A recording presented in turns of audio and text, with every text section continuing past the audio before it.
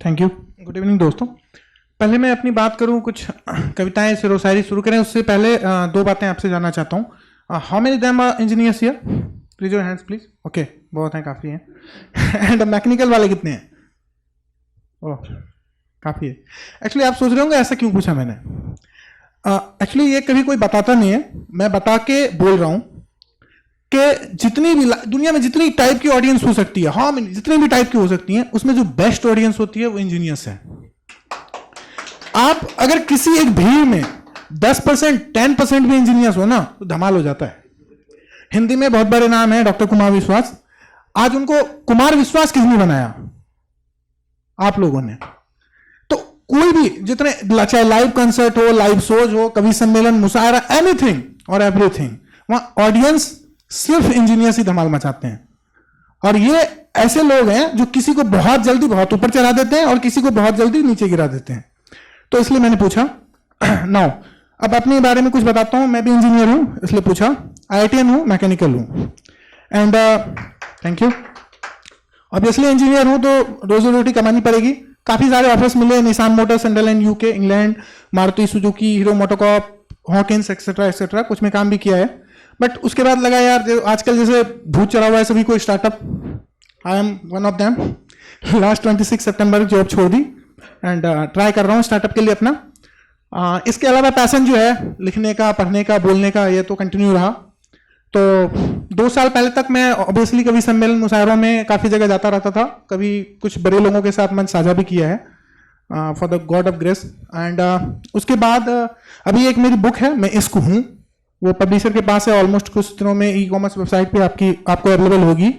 और एक मेरे कुछ सॉन्ग्स का जो मैंने लिखे हैं और जो गाया हुआ है वो म्यूजिक, बिहान म्यूजिक, कलकत्ता में एक बंगाली म्यूजिक इंडस्ट्री में काफ़ी फेमस नाम है, उनके साथ मेरा कॉन्ट्रैक्ट है, वो भी कुछ दिनों में अवेलेबल होगा आप लोगों के लिए। Thank you.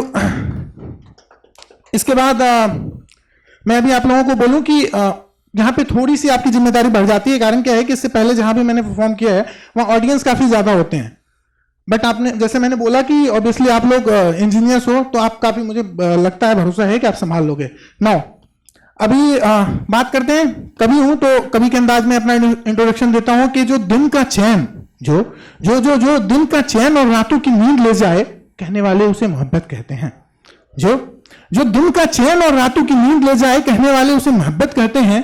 जो धरती को रोशनी और संसार को उजाला दे, दुनिया वाले उसे सूरज कहते हैं। और जो मंच पर अचरज और वीराने में यादगार बन जाए, आपसे भी उसे नीरज कहते हैं। Thank you.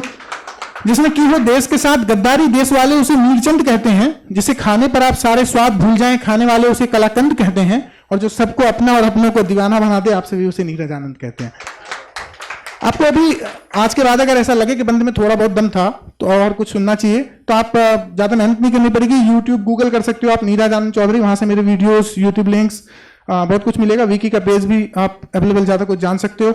और अपना एक ब्लॉग है, एड्रेस इज neerajanandchaudhary.blogspot.com, वहाँ से कुछ पोइट्री आपको मिलेगी।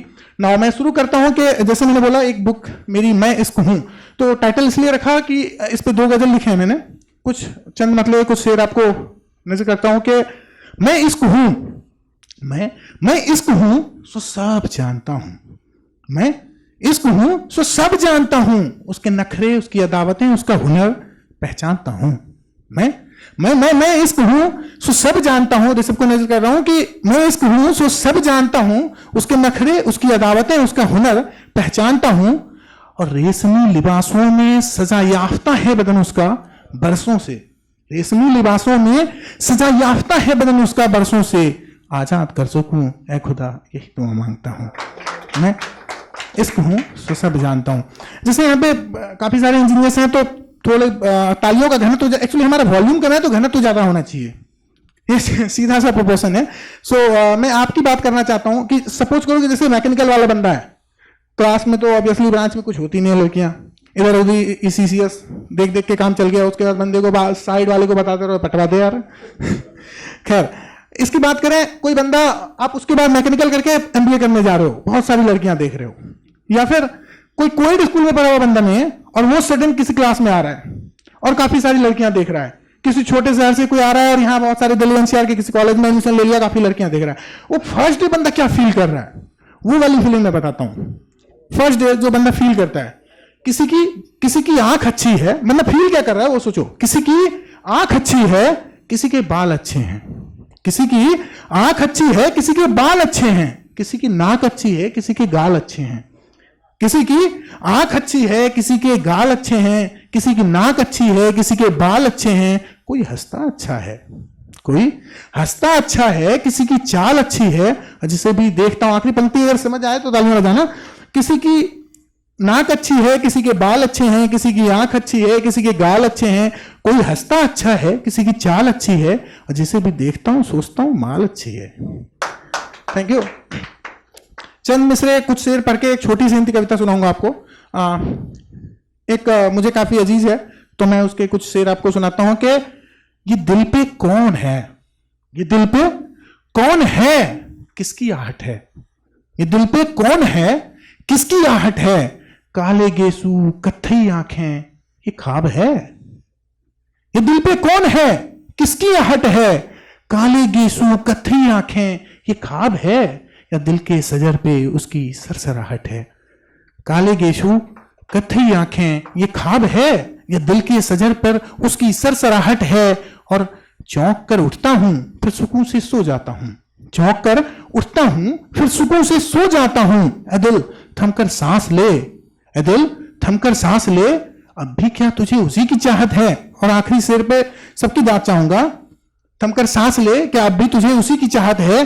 और राहों में दिखा था चांद समेटे नूर जन्नत की, राहों में दिखा था चांद समेटे नूर जन्नत की, तब से अब तक नीरज चेहरे पे मुस्कुराहट है।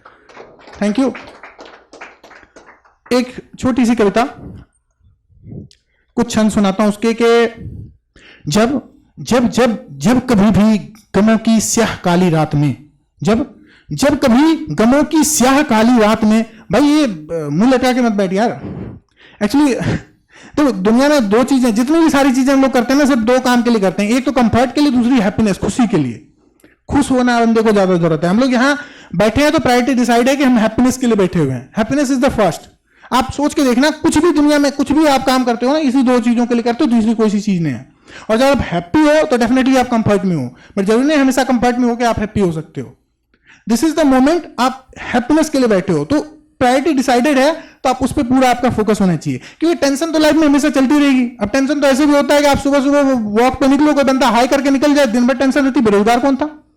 और अगर कोई लड़की हाई करके निकल जाए, दिन भर टेंशन रहेगी, महीने भर, बात कैसे बढ़े आगे।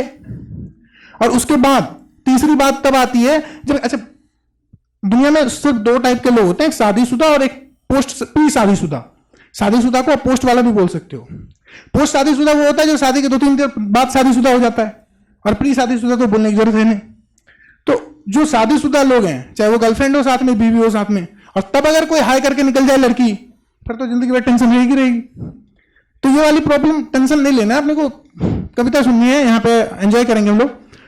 मैं कम टू द पॉइंट आता हूं कि जब गमों की स्याह काली रात में कोई दुख का विषधर तेरे मन को डसेगा, जब गमों की स्याह काली रात में कोई दुख का विषधर तेरे मन को डसेगा, जब कभी गम के ठपेरे बार बार अश्कों के नमकीन जल से पलकों को तेरी भिगो देंगे, तब दुख और चिंता की नदी में डूबते गोते लगाते तेरे मन को हर्ष के छतनार वृक्ष की छाया देने अपने सर्वस्व की नाव लेकर मैं चलूंगा साथी।